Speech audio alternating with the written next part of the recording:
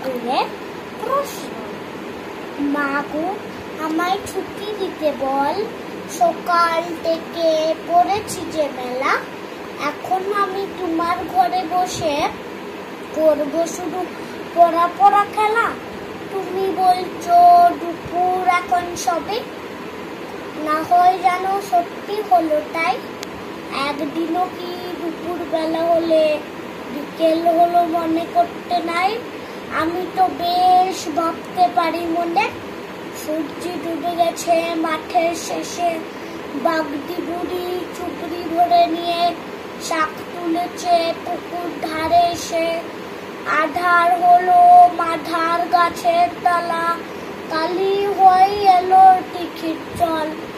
হাটের থেকে সবাই এলো ফিরে, মাঠের থেকে এলো চাষির দল। মনে কর না উঠলো সাজের তারা, মনে কর না সন্ধে হলো যেন।